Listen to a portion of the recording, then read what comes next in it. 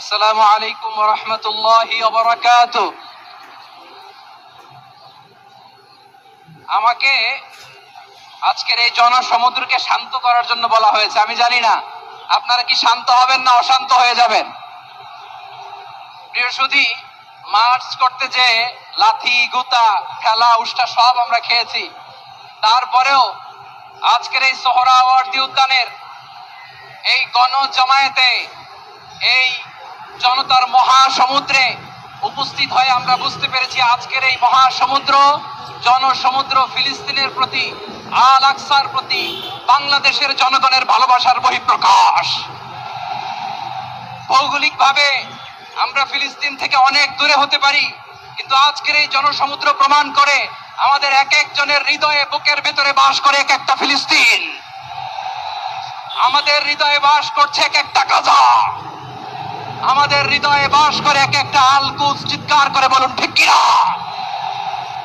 আমরা আজকে সংহতি প্রকাশ করব আমাদের মুসলিম ভাইদের উদ্দেশ্যে।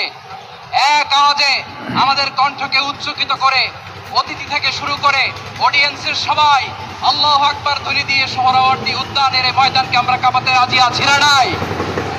নারে তাকবীর,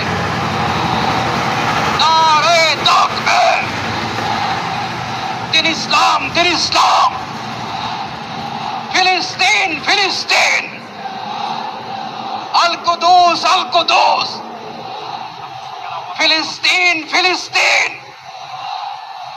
আল কুদুস, আল কুদুস। আমার ভাই শহীদ কেন? জাতিসংঘ জবাব চায়। গাজায় গণহত্যা কেন?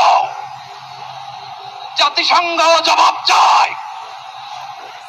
আমি যা বলি আমার সাথে আওয়াজ করে ইংরেজিতে স্লোগান করুন, free free Palestine, free free Palestine, free free Al Aqsa.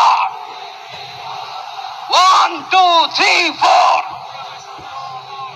genocide no more, from the river to the sea, Palestine will be free.